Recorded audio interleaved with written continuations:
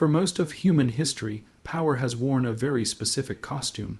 It looked like armies, banners, crowns, and borders drawn confidently on maps. Each empire believed, in its own time, that it had finally solved the problem of permanence. Rome called itself eternal. The British Empire spoke of centuries. The Soviets imagined history ending in their favor. None of them expected to become chapters in textbooks. Empires rarely fall the way people imagine. They do not collapse overnight with fire and shouting. More often they fade. Laws become harder to enforce, loyalty weakens, administrations grow heavy and slow. The symbols remain long after the authority behind them has begun to hollow out. To the people living inside these systems, decline feels gradual and almost invisible. What is striking, when looking back, is how predictable this pattern is. Every empire reaches a point where expansion costs more than it returns. Every centralized power eventually struggles to manage the complexity it created. The illusion is not that collapse happens, but that it will not happen this time. Each generation is convinced its structures are more advanced, more rational, more protected from failure than those before it. Yet while empires disappear, something curious keeps moving through history with far less damage. Trade continues, debts are remembered, coins change faces, but value itself adapts rather than vanishes. When borders shift or governments fall, people still need to exchange labor for survival. They still measure worth. They still trust certain systems more than others. This is not because money is stronger than empires in a dramatic sense.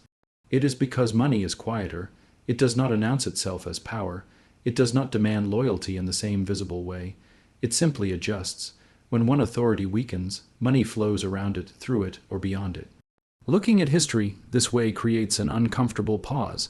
If emperors, kings, and ideologies all fail eventually, but financial behaviors persist, then perhaps political power was never the deepest layer to begin with. Perhaps it was always sitting on top of something older and more patient. This section is not about accusing any system or predicting disaster. It is about noticing a pattern most people are too busy living inside to see. Empires promise stability.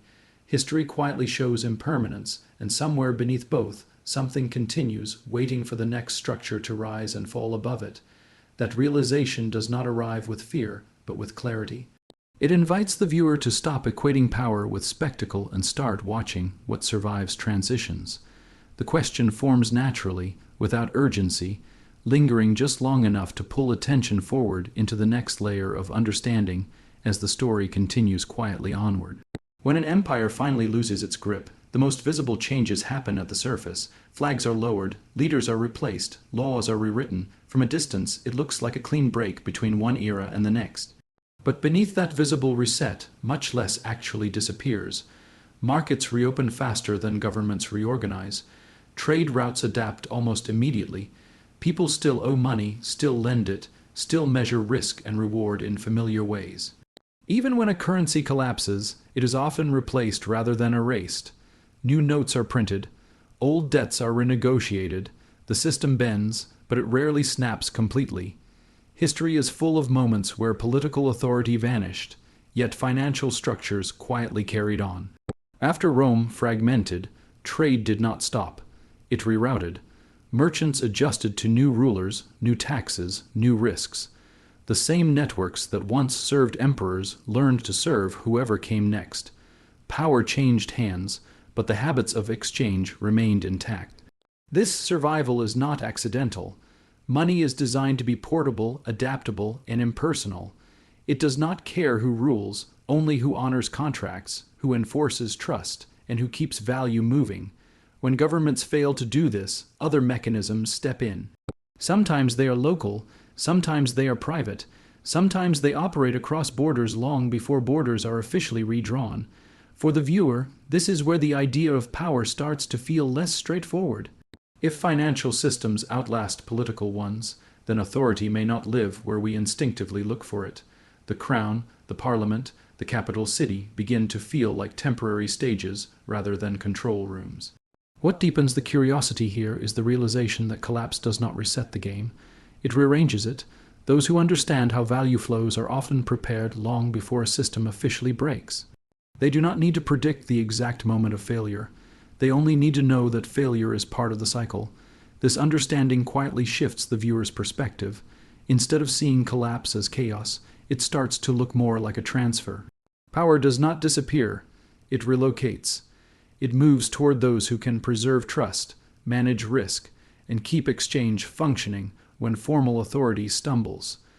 The transition from the earlier section feels natural because the question evolves on its own. First, we noticed that empires fall. Now, we notice what keeps moving when they do. The story does not jump ahead.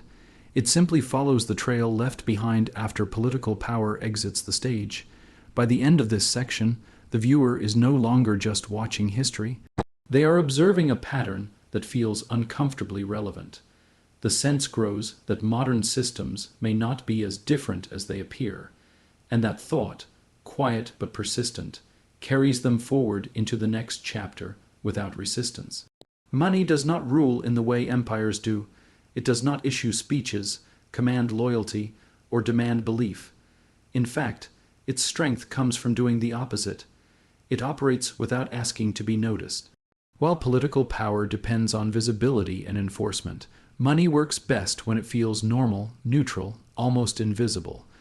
As history moves forward, this difference becomes important. Empires require constant maintenance. Borders must be defended, laws must be enforced, legitimacy must be reinforced again and again through symbols and authority. Money, on the other hand, only requires participation. As long as people continue to use it, trust it, and organize their lives around it, it functions. This is where earlier ideas begin to reframe themselves. The fall of empires no longer looks like the loss of power, but a shift in how power expresses itself. Money does not compete for the throne. It simply adapts to whoever is sitting on it. When rulers change, financial systems adjust quietly in the background, shaping decisions long before policies are announced. Over time, money learns how to influence outcomes without appearing to lead. Credit determines who can act and who must wait. Debt shapes behavior more effectively than force. Incentives guide choices without issuing commands. People follow these pressures not because they are ordered to, but because survival often depends on it. This realization can feel subtle but profound. Power begins to look less like control and more like structure. The ability to shape what options are available becomes more important than the ability to issue orders. Those who manage flows of capital, access to credit, and systems of trust influence the direction of societies without ever standing at a podium. For the viewer, this creates a quiet shift in awareness. The focus moves away from dramatic events and toward underlying mechanics.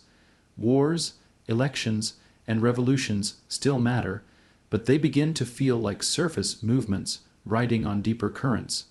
The question is no longer who rules, but what rules behavior when no one is watching closely. Engagement remains high here because nothing feels exaggerated. The explanation stays calm and grounded in everyday experience. Everyone understands money as a daily necessity. Seeing it reframed as a silent organizing force feels intuitive rather than shocking. By the end of this section, the viewer is holding a new lens. Money is no longer just a tool used by power. It is a system that patiently outlasts authority, learning to guide outcomes without ever needing to declare itself in charge. That understanding settles in quietly, preparing the mind for the final step of the story. When everything else weakens, power does not vanish. It becomes harder to see. By this point, the viewer has moved away from thinking about power as something held by a single ruler, institution, or nation. Instead, it starts to feel distributed, embedded in systems that continue functioning even when leadership fails. This is where the question in the title finally finds its shape. When money outlives empires, power does not belong to those who appear strongest at the moment. It belongs to those who understand how systems endure. These are not always individuals. Often, they are structures made of rules, incentives, and agreements that quietly guide behavior over long periods of time. What becomes clear is that modern power rarely needs to assert itself. It does not rely on fear or force. It works by shaping what feels possible, affordable, or necessary. People adapt to these boundaries without being told to. They choose within the limits set for them, often mistaking constraint for choice. This realization can feel unsettling at first, but the section does not linger on discomfort. Instead, it offers clarity. Once power is understood as systemic rather than personal, it becomes less mysterious. The viewer sees why blaming single leaders or events rarely explains long-term outcomes. Systems persist because they align incentives, not because they demand obedience. Curiosity resolves here in a quiet way. The viewer understands who holds power, but also why that power feels distant and impersonal. It is not hidden behind closed doors so much as spread across everyday mechanisms people interact with constantly. Money, credit, pricing, and access shape lives more consistently than declarations or speeches ever could. The ending avoids finality. It does not suggest that this structure is good or bad, only that it exists. That restraint is what makes the conclusion satisfying. The viewer is not pushed toward fear or outrage. Instead, they are left with a clearer mental map of how the world operates beneath the surface. As the video closes, the feeling is calm and reflective. The viewer feels slightly wiser, more aware of patterns that repeat quietly across centuries. The story does not end with a warning or a prediction. It ends with understanding. That understanding lingers. It encourages the viewer to notice systems rather than spectacles, flows rather than figures. And in that quiet shift of attention, the question of power stops feeling abstract and starts feeling real, grounded, and memorable long after the screen goes dark.